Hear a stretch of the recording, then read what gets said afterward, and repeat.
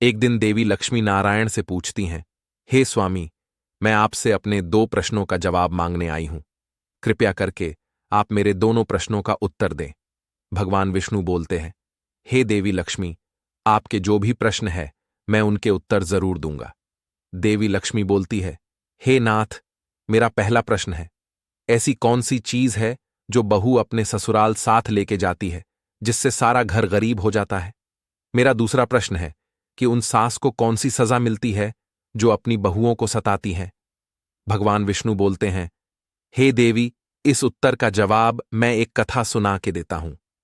एक बार की बात है, एक गांव में एक बुढ़िया रहती थी। उस बुढ़िया का एक बेटा था जो अपने घर को चलाने के लिए दूसरे गांव में जाता था। बुढ़िया ने अपने बेटे का विवाह करवा दिया। बुढ़िया का घर पहले अन्य धन्य से भरा रहता था, परंतु बहू के आने से उसका ससुराल गरीब हो गया था। उन्हें एक समय का भोजन भी बहुत मुश्किल से मिल पाता था। बहू आने के बाद बेटा कुछ दिन बाद अपने काम पे वापस चला जाता है और अपनी मां से बोलता है, हे मां, तुम मेरी पत्नी का ख्याल रखना। बेटे के जाने के बाद बुढ़िया अपनी बहू से घर का सारा काम करवाती थी। बुढ़िया अपनी बहू को बहुत सताया करती थी। कुछ दिनों बाद बुढ़िया की बहू गर्भधारण करती है। जब बुढ़िया को यह बात पता चलती है तो वह सोचने लगती है कि यदि इसका बच्चा हो गया तो सारा काम मुझे ही करना पड़ेगा। बुढ़िया अब अपनी बहू को और ज्यादा सताने लगती है। धीरे धीरे 9 महीने बीत जाते हैं। अब बुढ़िया की बहू की प्रस्तुति का समय आ गया। बहू जोर जोर से चिल्लाने लगती है। वह अपनी सास को बोलती है, माँ जी, लगता है मेरी प्रस्तुति का समय आ गया है, आप जाके आया को बुला लाइए। बहू की बात सुन के बुढ़िया बोलती है, तुझे किसी आया की जरूरत नहीं है, मैं तुझे जीरा देती हूं। तू यह से दूर जंगल में जाके ये जीरा खा लेना, तेरी प्रस्तुति हो जाएगी। और मेरी बात ध्यान से सुन, यदि लड़का हुआ तो घर आ जाना और यदि पुत्री हुई तो घर मत आना। बहू बहुत पीड़ा में जंगल के लिए निकल जाती है। जंगल में पहुंचने के बाद वह जीरा खा लेती है। जीरा खाने के कुछ देर बाद बहू की प्रस्तुति हो जाती है। बहू को पुत्री हुई थी। वह अपनी पुत्री को दुलारती है, दूध पिलाती है और एक उचित स्थान की खोज करने लगती है। एक पेड़ के बिल में वह अपनी पुत्री को रख देती है और उस पेड़ के पक्षियों से बोलती है, हे पक्षियों, ये मेरी पुत्री जीरावती है, मैं इसे तुम्हारे भरोसे छोड़ के जा रही हूं। इतना बोल के बहू वहां से घर आ जाती है। बहू अपनी सास को बताती हैं कि मां जी, आपने जैसा कहा था मैंने वैसा ही किया। बुढ़िया अपनी बहू की बातें सुन के खुश हो जाती है और फिर थोड़ी देर बाद चिल्लाने लगती है, हे राम, मेरी बहू डायन है, अपने ही बच्चे को खा गई, मार डाला इसने मेरे घर के वंश को। लोग बुढ़िया की बातें सुन के बहुत हैरान होते हैं। बुढ़िया की बहू अपनी सास से कुछ नहीं बोलती, चुपचाप सारी बातें सुनती रहती है।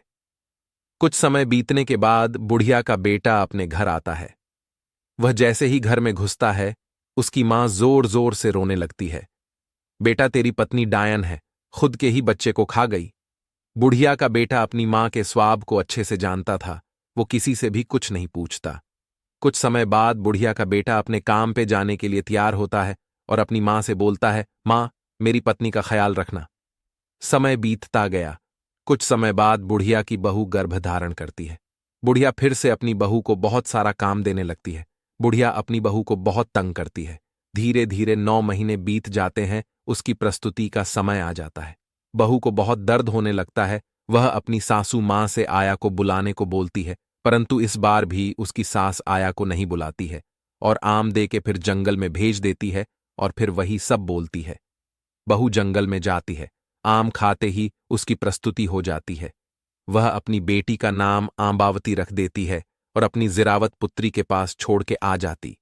उसकी सास फिर से शोर मचाने लगती है, मेरी बहू डायन है, अपने 2 बच्चों को खा गई। इस बार लोग भी उस बुढ़िया की बातें सुनते हैं और कोई भी उस बुढ़िया के घर अपना बच्चा भेजने से इनकार कर देता है। धीरे धीरे समय बीतता गया। बहू किसी न किसी बहाने से रोज जंगल जाती और अपनी पुत्रियों के साथ समय व्यतीत करती थी। एक दिन बुढ़िया की बहू डायन है, यह बात राजा तक पहुंच जाती है और राजा उस बुढ़िया को अपने राज्य में बुलवा लेता है। राजा बुढ़िया से पूछता है, क्या तुम्हारी बहू सच में डायन है? तो बुढ़िया राजा से मिर्च मसाला लगा के बातें बड़ा चढ़ा बोलती है, महाराज, मेरी बहू डायन है, कुलाचनी है, अपने ही बच्चों को खा गई। राजा अपने सैनिकों को आदेश देता है कि चौराहे पे सूली चढ़ाने की तैयारी की जाए और साथ ही उस बुढ़िया की बहू को बंदी बना के ले आया जाए। राजा के सैनिक बुढ़िया की बहू को बंदी बना के ले आते हैं। राजा बुढ़िया की बहू से पूछता है, क्या तुमने अपने बच्चों को मारा है? राजा की बात सुन के बहू सिर नीच करके खड़ी हो जाती है। राजा उसकी चुप्पी को हाँ समझ लेता है और बुढ़िया की बहू को सूली पे चढ़ाने का आदेश दे देता है। उधर बुढ़िया का बेटा अपने घर छुट्टियों पे आता है। उसके पड़ोसियों से उसे पता चलता है कि उसकी पत्नी को राजा के सैनिक ले गए हैं। बुढ़िया का बेटा अपनी पत्नी को ढूंढता हुआ राजमहल पहुंच जाता है। तब उसे पता चलता है कि उसकी पत्नी को सूली पे चढ़ाया जा रहा है। बुढ़िया का बेटा जल्दी से चौराहे पे पहुंच जाता है। उधर बुढ़िया की बहू से उसकी आखिरी इच्छा पूछी जा रही थी। तभी बुढ़िया का बेटा वहां आ जाता है और राजा से विनती करने लगता है, हे राजन, एक बार मुझे अपनी पत्नी से बात करने दीजिए। राजा उसकी बात को मान जाता है। बुढ़िया का बेटा अपनी पत्नी से पूछता है, हे प्रिय, सच सच बताओ, क्या तुमने सच में अपने बच्चों को मार दिया है? तब बुढ़िया बोलती है, बेटा तू इससे कुछ मत पूछ, ये डायन है, डायन। बुढ़िया का बेटा अपनी मां को चुप रहने के लिए बोलता है। तब वह अपनी पत्नी से फिर पूछता है, हे प्रिय, तुम्हें मेरी सौगंध है, कृपया करके मुझे सच बताओ। तब बुढ़िया की बहू अपने पति को सारी बात बता देती है। तब वह उन्हें जंगल में लेके जाती है जहां उसने अपनी पुत्रियों को रखा था। राजा उसकी बेटियों को सही देख के बुढ़िया से गुस्से में पूछता है। तब बुढ़िया सारी बात बता देती है। उसने अपनी बहू से बोला था, यदि पुत्र हुआ तो घर लाना, वरना पुत्री को मार देना। राजा बुढ़िया की बातें को सुन के बहुत क्रोधित होता है और बुढ़िया की बहू को क्षमा करके बुढ़िया को सूली पे चढ़वा देता है। राजा बुढ़िया के बेटे को इसी राज्य में काम करने की अनुमति दे देता है।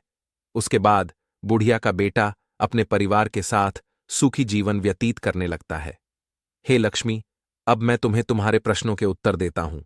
तो तुम्हारा पहला प्रश्न था कि जो सास अपनी बहू को सताती है उसको कौन सी सजा मिलती है? इसका उत्तर है सूली। जो सास बहू को सताती है उसे सूली पे चढ़ा दिया जाता है।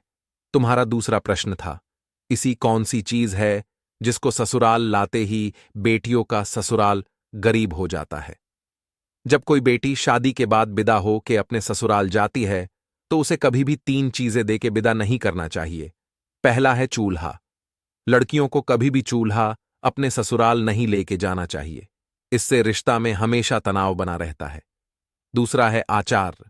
बेटियों को कभी भी ससुराल आचार लेके नहीं जाना चाहिए, इससे रिश्ता में खटास पैदा होती है। तीसरा है नमक।